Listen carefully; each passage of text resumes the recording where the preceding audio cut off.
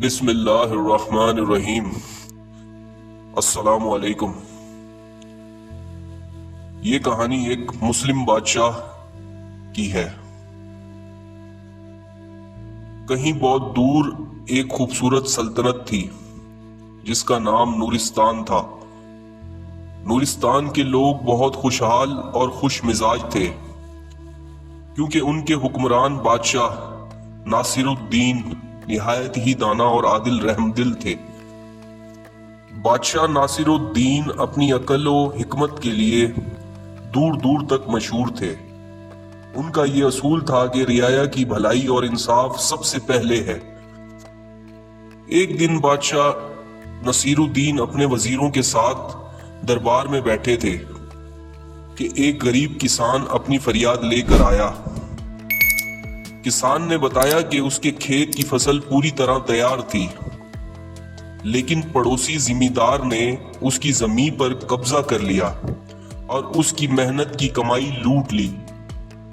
بادشاہ نے کسان کی بات سنی اور زمیندار کو فوراً دربار میں طلب کیا۔ جب زمیندار دربار میں حاضر ہوا تو اس نے کسان پر الزام لگایا کہ وہ جھوٹ بول رہا ہے اور یہ زمین اس کی اپنی ہے۔ بادشاہ ناصر الدین نے دونوں کی بات سنی، لیکن فوراً کوئی فیصلہ کرنے کی بجائے انہوں نے کچھ وقت سوچنے کے لیے مانگا۔ اگلے دن بادشاہ نے اعلان کیا کہ وہ خود اس زمین کا معائنہ کریں گے۔ بادشاہ ناصر الدین اپنے وزراء اور چند درباریوں کے ساتھ کسان اور زمیندار کے گاؤں پہنچے۔ وہاں پہنچ کر بادشاہ نے دیکھا کہ کسان کی آنکھوں میں سچائی اور محنت کی جھلک صاف نظر آ رہی ہے، جبکہ زمیندار کی باتوں میں تکبر اور خود غرضی جھلک رہی تھی۔ بادشاہ نے کچھ دیر سوچا اور پھر اپنے وزیروں کو ایک حکمت عملی بتائی۔ انہوں نے کسان اور زمیندار دونوں سے کہا کہ زمین کی مختلف حصوں پر 2 درخت لگائیں۔ پھر بادشاہ نے حکم دیا کہ وہ درختوں کی دیکھ بھال کریں اور 1 ماہ بعد دوبارہ دربار میں حاضر ہوں۔ جب 1 ماہ گزرا، دونوں دربار میں آئے۔ بادشاہ نے پوچھا کہ کس نے درختوں کی بہتر دیکھ بھال کی۔ جب دربار کے لوگ زمین پر پہنچے تو دیکھا کہ کسان کا درخت سرسبز اور تر و تازہ تھا، جبکہ زمیندار کا درخت مرجھا چکا تھا۔ بادشاہ ناصر الدین نے مسکراتے ہوئے کہا، یہ زمین اس شخص کی ہے جو اس کا حقدار ہے اور اس کی محنت سے محبت کرتا ہے۔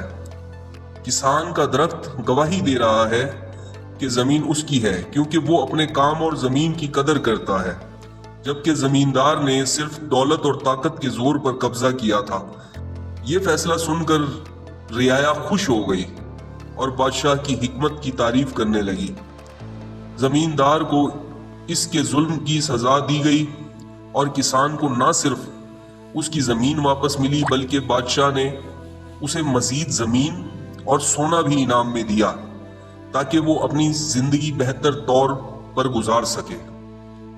یوں بادشاہ ناصر الدین کی عقل مندی، انصاف، رحم دلی کی وجہ سے نورستان کی سلطنت ہمیشہ خوشحال اور پرسکون رہی۔ لوگوں نے اس دانا بادشاہ کے عدل و انصاف کو کبھی نہیں بلایا اور آج بھی اس کے قصے نئی نسلوں کو سنائے جاتے ہیں۔